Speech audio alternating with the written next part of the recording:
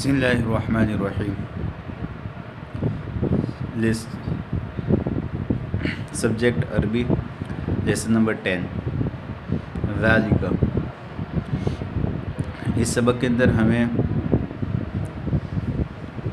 ذالکہ کے بارے میں سمجھاتے ہیں. ذالکہ یہ اسم اشارہ ہے.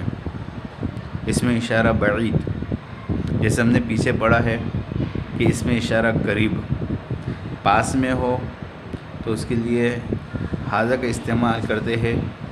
حاذا کا مطلب ہوتا ہے یہ.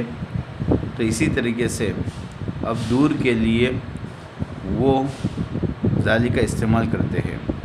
ذالکہ کا مطلب ہوگا وہ، اور نزدیک کے لیے حاذا کا مطلب یہ.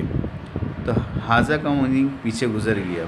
اب یہاں پہ ذالکہ کا مطلب سمجھا رہے ہیں کہ دور کے لیے کسی چیز کے لیے ہمیں بولنا ہو تو کون سا لفظ استعمال کیا جائے گا. تو اب یہاں پہ ذالکہ کا مطلب ذالکہ کے بارے میں سمجھاتے ہیں کہ ذالکہ کا مطلب کیا ہے اور ذالکہ کب کہاں جاتا ہے. اور ذالکہ کا مطلب وہ اسم اشارہ بعید، اس کو کہتے ہیں ذالکہ اسم اشارہ بعید، دور کے لیے اشارہ. اب یہاں پہ سب سے پہلے لائے ذالکہ حجر. تو ذالکہ وہ حجر پتھر، تو پتھر دور ہے اس لیے ہم کہیں گے ذالکہ حجر، وہ ایک پتھر ہے. ذالکہ حجر وہ ایک پتھر ہے. اسی طریقے سے ذالکہ جبل، ذالکہ جبل وہ ایک پہاڑ ہے. جبل کہتے ہیں پہاڑ کو، عربی کے اندر پہاڑ کو جبل کہتے ہیں. تو اب یہاں پہ کہیں گے ذالکہ جبل وہ ایک پہاڑ ہے.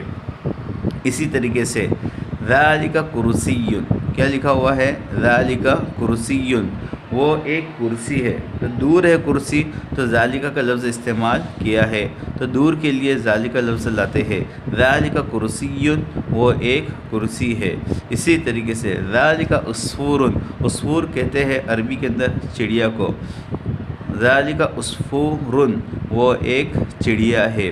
اسی طریقے سے ذالکہ خیاط، یہ حمزہ استفہامیہ ہے. ذالکہ اسم اشارہ بعید ہے، خیاط یہ اسم ہے. تو اب تینوں کو ملا کے ایک جملہ بنایا. ذالکہ خیاط، کیا وہ ایک درزی ہے؟ کیا وہ ایک درزی ہے؟ تو سامنے ہم نے تصویر میں دیکھا کہ ہاں درزی ہے، تو اس کا جواب دیا نیچے نعم ذالکہ خیاط، نعم ذالکہ خیاط، جی ہاں وہ ایک درزی ہے. اسی طریقے سے سامنے سوال کیا ہوا ہے اذالکہ طبیب، اذالکہ طبیب، کیا وہ ایک ڈاکٹر ہے؟ کیا وہ ایک ڈاکٹر ہے؟ لیکن ہم سامنے تصویر میں دیکھتے ہیں کہ وہ ڈاکٹر نہیں ہے، وہ ایک ٹیچر ہے، ایک استاد ہے.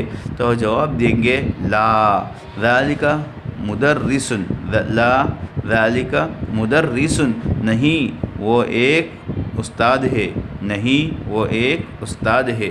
اسی طریقے سے ما ذالکہ وہ کیا ہے؟ دور کے لیے پوچھنا ہے ہمیں تو پوچھیں گے ما ذالکہ وہ کیا ہے. اب جواب دیں گے، ہم نے تصویر میں دیکھا کتا ہے تو کہیں گے ذالکہ کلب، ذالکہ کلب وہ ایک کتا ہے، وہ ایک کتا ہے. اسی طریقے سے ما ذالکہ وہ کیا ہے؟ ما ذالکہ دور کے لیے سوال کرنا ہے تو کہیں گے ما ذالکہ وہ کیا ہے. تو سامنے ہم نے تصویر میں دیکھا گھوڑا ہے، اس کے لیے جواب دیں گے ذالکہ حصان، ذالکہ حصان وہ ایک گھوڑا ہے. اسی طریقے سے ما ذالکہ وہ کیا ہے؟ ما ذالکہ وہ کیا ہے. اب سامنے ہم نے دیکھا کیا ہے؟ قلم ہے، تو کہیں گے ذالکہ قلم، ذالکہ قلم وہ ایک قلم ہے، وہ ایک قلم ہے.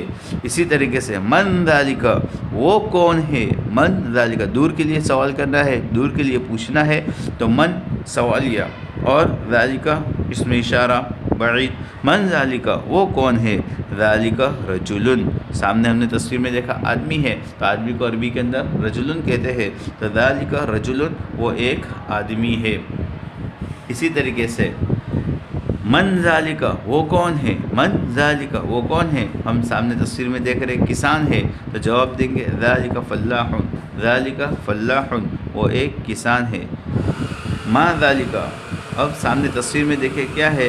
سوال کیا ہے ما ذالک وہ کیا ہے، تفسیر میں ہم نے دیکھا وہ ایک گھر ہے، جواب دیں گے ذالک بیت، ذالک بیت وہ ایک گھر ہے۔ تو اس سبق کے اندر ہمیں ذالک کا بارے میں سمجھایا گیا۔ ذالک کا مطلب ہوتا ہے دور کے لیے، اشارے کے لیے لفظوں کا استعمال کرنا۔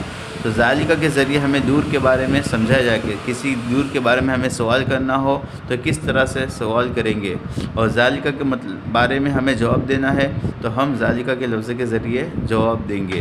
تو ذالک اسم اشارہ بعید، ذالک اسم اشارہ بعید کے لیے آتا ہے، یعنی دور کے لیے کسی چیز کا اشارہ کرنا ہو عربی کے اندر تو ذالک کا لفظ استعمال کیا جاتا ہے۔ وہی اس سبق کے اندر ہم کو سمجھایا گیا ہے۔ اسی کو اپنی نوٹ بک کے اندر ہمیں ترجمے کے ساتھ لکھنا ہے۔ پہلے ذالک حجر لکھنا ہے، اس کے سامنے اس کی میننگ لکھنا ہے کہ وہ ایک پتھر ہے۔ پھر ذالک جبل لکھنا ہے، پھر اس کے سامنے اس کی میننگ لکھنا ہے کہ وہ ایک پہاڑ ہے۔ اسی طرح پورا سبق یہاں سے لے کر یہاں تلک ہمیں اپنی نوٹ بک کے اندر اچھی رائٹنگ کے اندر عربی بھی لکھنا ہے، اردو بھی لکھنا ہے، اور ذالک کا مطلب لکھنا ہے کہ وہ اسم اشارہ بعید۔ وقت والسلام۔